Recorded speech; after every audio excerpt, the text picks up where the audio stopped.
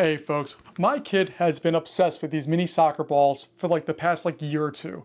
We have probably 5 or 6 of these things floating around the house, if not more. He sleeps with one every night. And what I want to do is take these and get them wall mounted because I'm tired of tripping over them. They are on the stairs, they're all over the place. I need a spot where you can store them and display them because some of them are fun to play with, other ones are display ones. Like this is a World Cup one. I don't know what this one is. I think this is a Messi one. I don't know. It's not something I'm into, but it's something he's into. So I got to find out a solution so it doesn't drive me crazy. Now the basic starting point that I have here is that this is a 5-inch diameter ball. That's all I have to go on. Beyond that, I'm not sure what I want to do. I played around with a lot of ideas, and basically I think I want to make a hoop that kind of holds it here and then has a wall mount like this that I can either screw or tape onto the wall using the 3M command strips or whatever they're called. These things, you know, these things that you just stays on. It's great. They're great. I love them so much. These are 10 pounders. They make bigger ones, they make smaller ones. These are the ones I have, so that's what I'm going to use. And then I'm going to use dial calipers to go through and measure all the things. These are actually regular calipers. My dial calipers are misplaced at the current moment. So these are just regular calipers that are battery operated. I prefer dial calipers. Different story if you want to learn how to read them. There's links up there.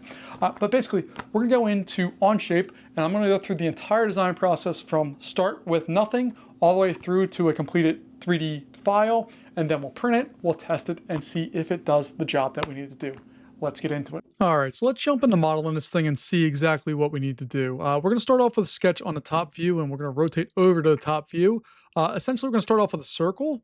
And that circle is going to be roughly about 4 inches in diameter. Then we're going to put in another circle here that will also be centered on the origin. The only thing that we're going to do with this one is offset the two with dimension. We're hitting the letter D, and they're going to be about 3/8 of an inch. That should be enough thickness that we can have that be strong enough and work. And then we're going to extrude the outer circle. We're going to do that 3/8 as well. So we'll do that, and that's going to be the basis for our starting point for the rest of what we do. What we need to do though is if we go over back to the top view here, we need a way to attach this to the wall. So we're going to make some type of little bracket over here that's going to go up and we'll hold all that in. So I'm going to sketch that at least the initial piece here. And it's going to be something like this. I don't know exactly what it's going to be. I do want to make sure it's horizontal and it doesn't want to let me snap onto that right now, which is fine. And then we're going to come back down here and oh, we're on the wrong view. So let me sketch, should be on there. There we go. Now I should be able to snap everything easily without any problems. There we go. All right. So we're going to hit V for vertical, make those vertical, H for horizontal to make that one horizontal, and then E for equals to make sure those are the exact same length as each other. I am going to redraw this circle here with the dimension. It's going to be 4.375. Oops, sorry. Nope, it's 4.75, excuse me. There we go. And that's going to give us our closed loop. The idea here is that 3/8 of an inch times 2 is 3/4 of an inch. Now, I need to take a measurement very quickly of my command strips and just see how big they are across. They're about 1.5 inches. It's measuring 1.477 for me right now. I am going to have to include a little bit of thickness on top of that. So we'll do, I don't know, 1.75. That should be fine. And then I just need to make sure this is actually on that point. There we go. So they're equal set up there. And then I just want to figure out how far I need these to be away from all of this. And that is the question that I'm really unsure of right now. Because we don't have full set of stuff, I'm not sure where I want that to be or how far it should be. I'm going to delete this one for now, and we're going to dimension from the inner circle over to there. I want to say it's about 1 inch. Let's just rough it out and pray that's going to be about 1 inch. And what I'm able to do here is if I want to, I can go in and make these things a little bit longer. It's going to add some more support. And then what I'll do is make these tangent to each other. So this is going to be tangent to the circle, and this will be tangent to the circle as well. It's just going to help us figure out that stuff. Now when I go in and sketch, or excuse me, when I go ahead and extrude here, I can extrude all 3 of those pieces. I'm going to switch the direction using that black arrow, and I'm going to say up to face, and I can just click on the face itself, and I get that. So that's our initial beginning stage here. So what we're going to do now is draw a rectangle. It's going to be a relatively small rectangle, but I want it to go out to the edges of this thing. They don't necessarily need to line up with anything in particular. I just need them there. And I'm going to dimension from, let's say, here to here. I don't know. It's 3/8. Is that too much? I don't really know. This is going to be a little bit of trial and error to see what's going on. And if I put a dimension, or let's draw a circle real fast. And we're going to draw that at a 5-inch diameter. That's going to give us an idea of how big this thing is. That's its maximum diameter. So this could actually come out a full 1/2 inch or so and still interact with that. I probably am going to be able to shrink that other one down just a tad. Instead of coming out an inch, we're going to go out a little bit less. So let's do this back at 3/8. And we'll finish our sketch there. And then we go back to my original sketch. And where we had this 1 inch, I'm going to bring that back to maybe a 1/2 inch. And we're going to have to do some reconfiguring and all that. That's fine. Get these set, drag that on to there, and hopefully have it linked up. There we go. Hit my green check. And then when I go back into sketch 4, I can put my circle back in with a 5-inch diameter. And you can see that's too much. We cut out too much. So I need to go back in here. And this is one of the things I love about CAD is we can be kind of messy and do the things that we need to do. So if I add on the 3/8 that we've had, we have 5/8 or a half, which is 4/8, plus the 3/8 is going to give us 7/8. So I can put that on there, finish that sketch, and then when I go back here and draw that circle in, 5 inches, it's going to come out and just barely kiss that spot, which I think will be fine. It theoretically could be a little bit in, and we could kind of make a cup to kind of accommodate that, but I don't know if that's super necessary. I kind of want to, though. So let's go back into this one, and we're going to make this, instead of 7/8, we're going to do 0.75. I could try 5/8 as well, but I don't want to mess with it too bad. We'll do the 5. Oh, that looks better. And then we can use our trim tool here, and we can get rid of this. We can get rid of this. We can get rid of all of that. And we just have this shape now that we're able to extrude up. So I can go in here now, and I can extrude that shape up.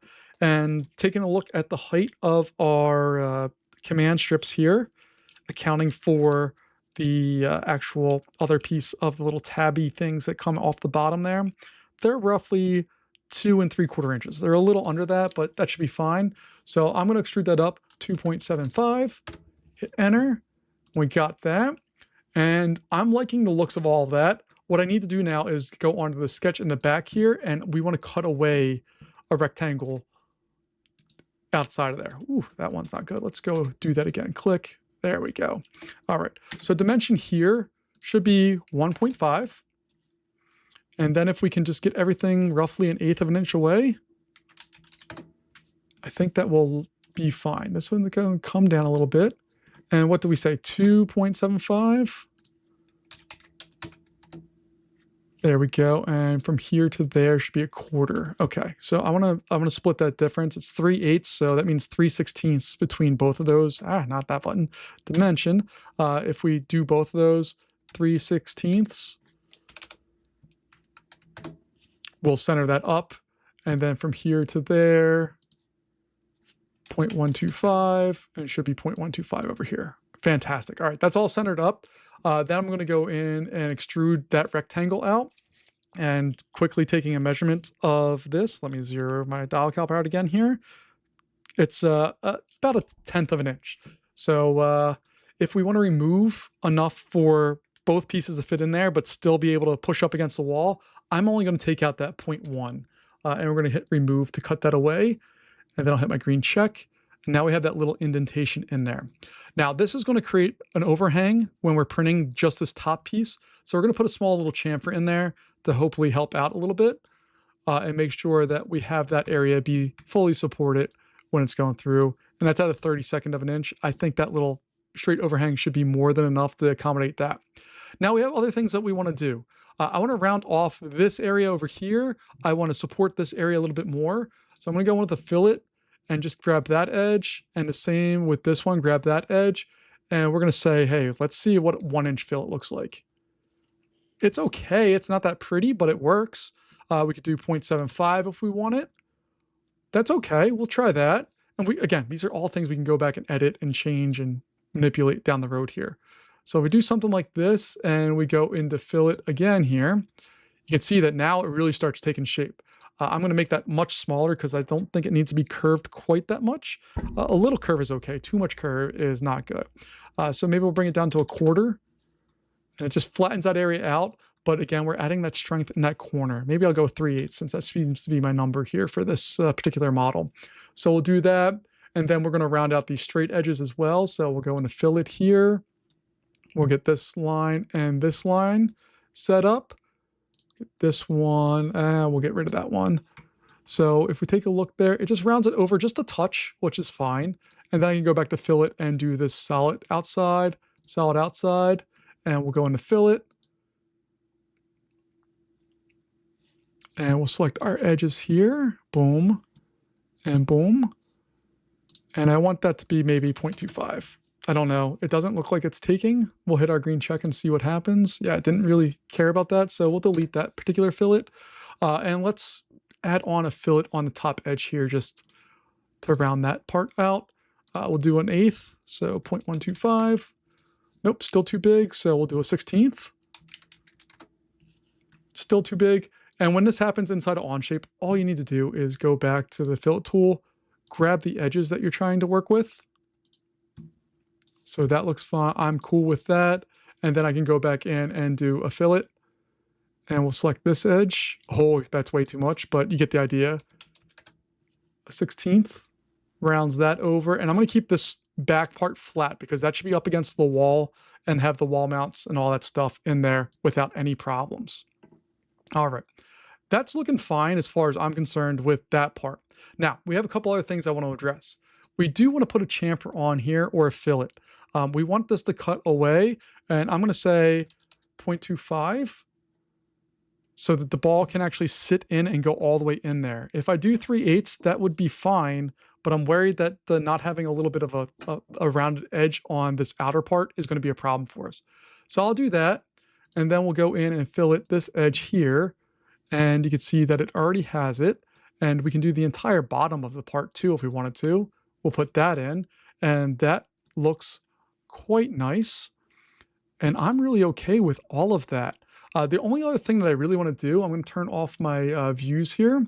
The only other thing that I really, really, really want to do is put on a work plane and put some holes in this so that if we wanted to wall mount it without the 3M tape, we could go in and easily get that accounted for. So the first thing I need to do is measure the distance here. From here to there, it's not going to be an exact number. It gives me 0.150. So what we're going to do is put a plane in here, and we're going to try moving that. We're going to click on plane. We'll click on this, and then we will, not a mid plane, we want an offset plane. And I'm going to try to see how close we can get this lined up with where we actually want it to be, which is right about there. So I'm okay with that. I think I'll hit my green check, and you can see that plane is just barely on there. I'll sketch on that plane now. Go back to my front view, and then I can just add some points. I'm going to use the center line here as a reference. So 1 and 2. I'll dimension. I don't think the size of these really matters as far as where they're at. Let's go 1.5 inch up, and then this one is going to be an inch away from that. And that should be fine. And then I can use my hole tool and go in, select 1 and 2. I'm not going to change these. These are pretty standard wood screw sizing. So that's fine. And we have the countersunk, all that stuff. Hit our green check. And the nice thing is, if we don't wind up using these, the ball is going to cover it all up anyway. So we have that there. I'm going to turn off that plane so it goes away. And I think we have a workable solution to that problem. So our next step is to go out and print this out and see exactly what it looks like and if it works. And this is version 1 of this. Let's go to the printer. All right, so here we are inside of Bambu Studio. Nothing special. This is should be a really easy print. And I think I could potentially get 4 of these on a build plate. Maybe. I could definitely get 2 or 3. But before we do anything as far as mass printing these and getting them set up, this is a test print. So we're going to select this, and there's a lot of curves and stuff, and what tends to happen sometimes is, especially in these areas where you have these curves happening, you see a lot of layer lines and stuff. Now, there's going to be a soccer ball sitting on it. It's not going to be noticeable at all, but it's going to bother me. So I'm going to go over here to variable layer height, and we'll just do adaptive and smooth, and that should help us be able to make sure that that is all well and good. We can undo that. And then beyond that, I don't think we need to worry about anything here. As far as the infill goes, I'm not a big grid guy. I like going through and either doing honeycomb, or especially where's my favorite one? My 3D honeycomb. I love 3D honeycomb. It only needs to be about 10% filled in, and that's still way more than what it needs. So let's the print up here and see what it does. We can see all of the pieces. It should take about an hour or so total time. It's a less than an hour print, but there's a little prep time. We'll go to print our plate, and we have our P1S Mark II, because it's the second one in my house. We'll print that on white PLA, and we'll send it off to the printer, and we'll see how it comes out in about an hour. All right, so we have our first print here. New day, sorry. Hey, that's print overnight. So the first thing we need to check is make sure these fit in there, which they do. Look at that, it's gorgeous. Right, but the problem becomes when we put the soccer ball in, it doesn't fit anymore. It's way too close right there, where it doesn't actually sit down all the way. You can see it doesn't fully clear it. So what I did was I changed the distance between this back piece and the circle overall and edited that to be a little bit bigger. And we have our second print, which looks like this. Everything else is completely unchanged other than I added a little fillet up here to make it feel a little nicer, put it in. But see this gap here?